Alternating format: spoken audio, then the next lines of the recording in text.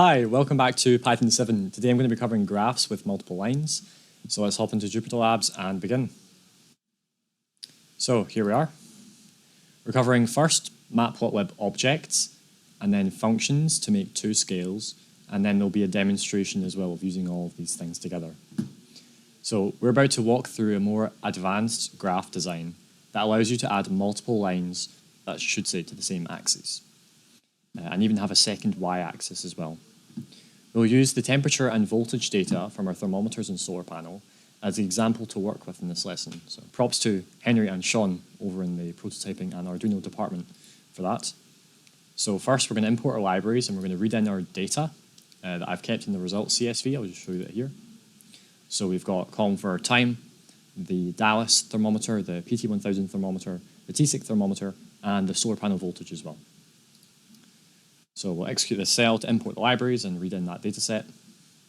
So now we're going to cover objects. So the fig that owns the axes. What does that even mean? How does a small fruit own a bunch of axes? Well, let's explain. Matplotlib has a hierarchy when it comes to plotting graphs. At the top is the figure.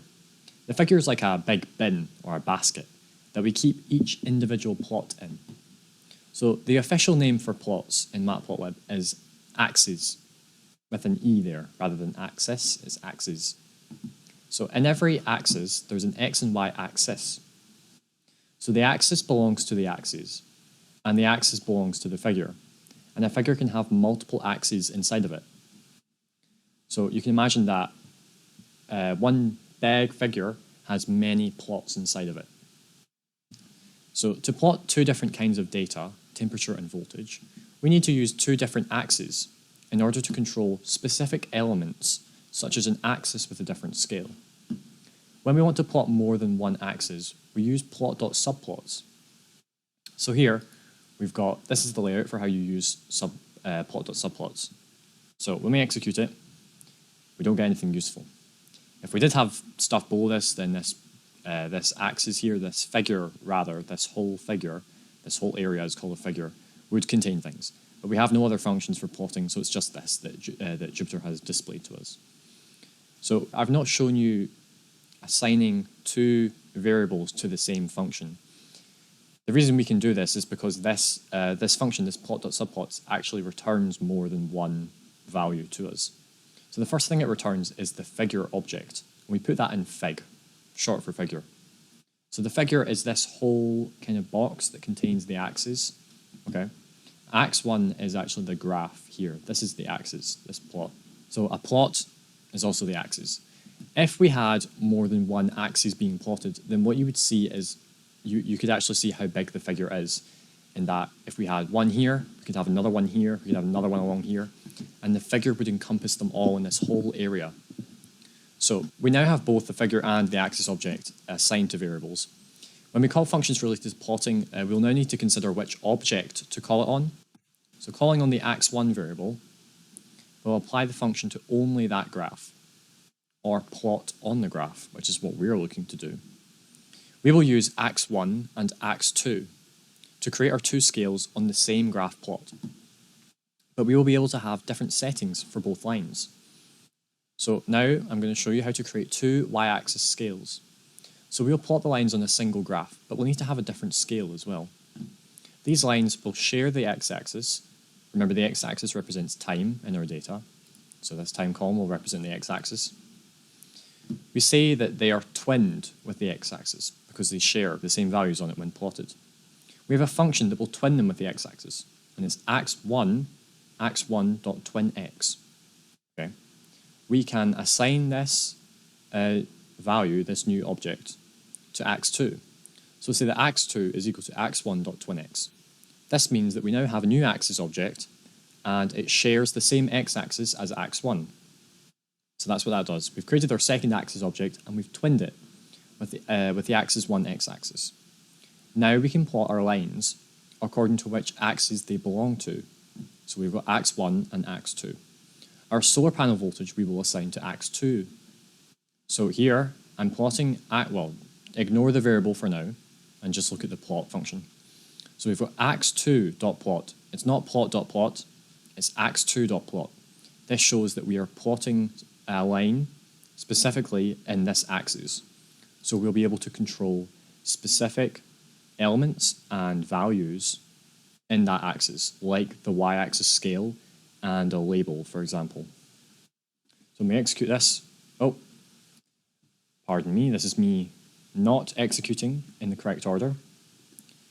Now it's executed correctly. You can see we've got 4 and then 5. There's no numbers out of order. So in this plot statement, we are plotting dataset solar panel voltage. We get that from over here. So this is what we're plotting. And we're making that yellow with the color parameter here. And we're also giving it a label as well. We're labeling it voltage data. So I've used the formal parameters color and label in order to change the color of the voltage line and create a label for the legend that will be added to the graph to aid viewers in identifying what our lines represent. So we can add a Y label to ax2 as well. Since we're only using a second axis in order to create a second Y-axis, we only have to use ax2 dot set Y label. This is the only function we'll need to call on ax2, apart from plotting the line. So dot set underscore Y label is a specific function for subplots. For the other settings, we can just use ax1. So I'll show you exactly what we're doing here. We're setting the Y label on ax2, so we're setting the solar panel voltage.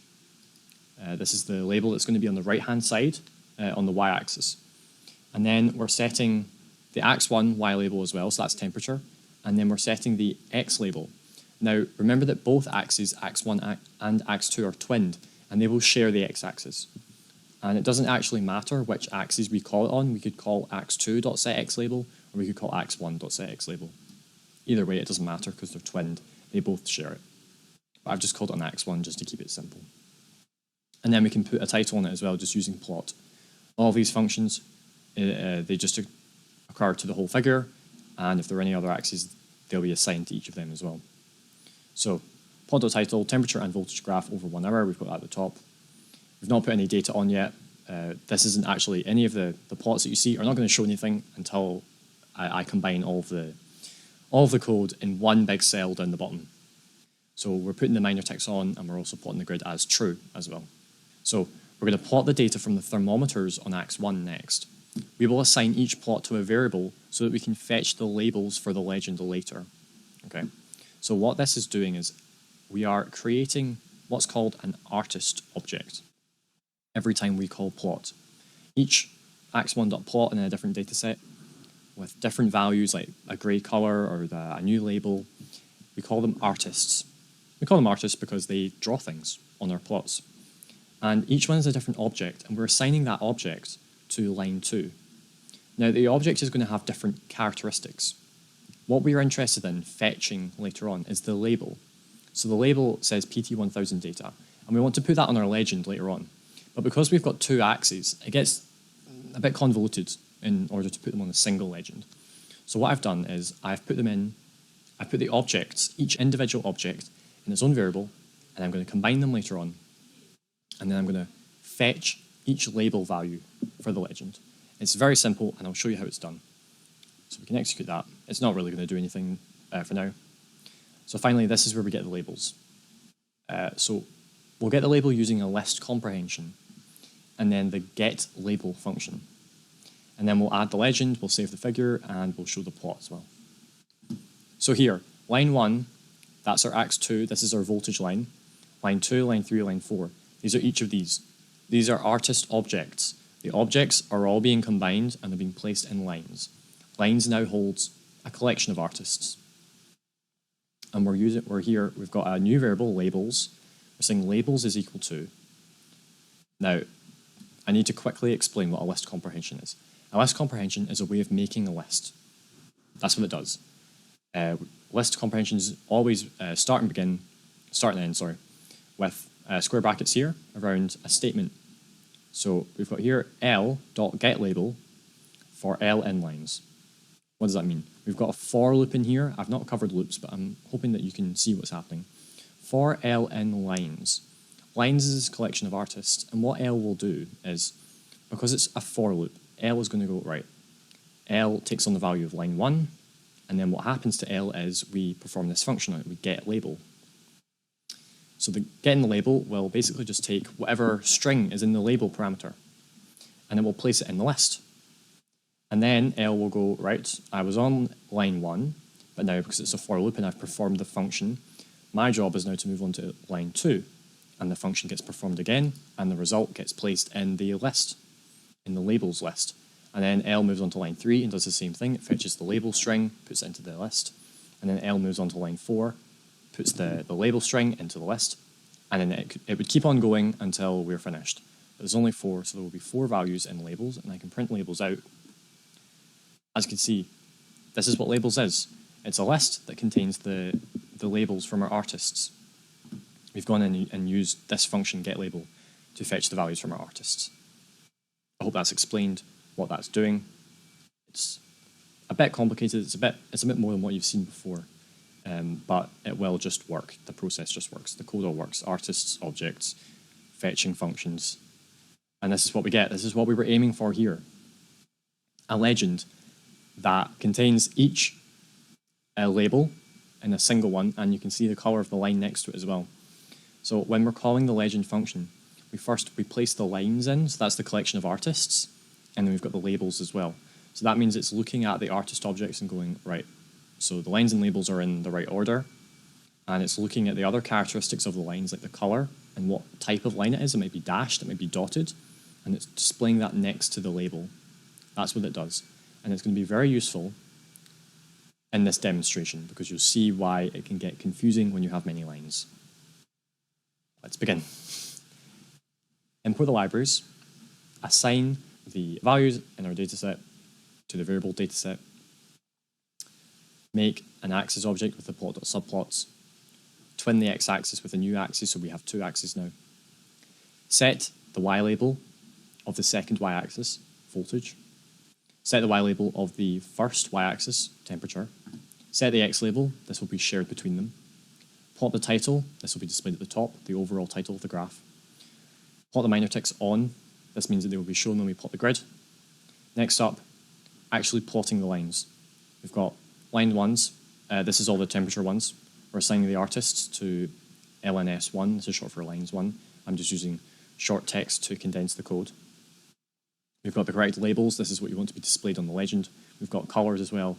You can also use hex values as well if you know what they are. If not, just search up hex values, color, and Google will explain it to you. And then we've got our dataset as well with our labels. So this is a certain column in our dataset. And then we're plotting on the second ax object. We're specifying it with ax2. This is different from ax1. I know it's only off by 1 character, but it makes a difference.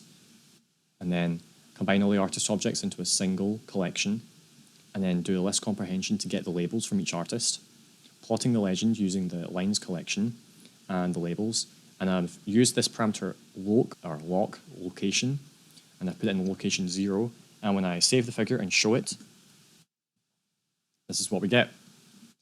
It looks a bit messy, but I'll draw your attention to some key things first. Here's the legend at the top. This is location 0. We've got the type of line, the color of the line, and the name of the data. So this is telling your viewers what each of these things means. So the PT1000 is the very inaccurate one that goes all over the place, and the voltage data is the bright yellow one. So this is unrelated to the orange, blue, and grey one, which are temperature. On the right-hand side, we have the voltage axis on the y-axis in volts. So you can see the scale is very different. We're ranging from 0.18 up to 0.28. So that's a range of 0.1. And then on the left-hand side, this other y-axis, we've got temperature. That ranges from about 21.5 up to 23.5 degrees Celsius. And this is what the PT1000, TSIG, and DS18B20, which is Dallas thermometer, this is what they represent. And then we've got the entries over 1 hour as well. So you see we've got just shy of 1,100 entries. So this is how you make a line of best fit.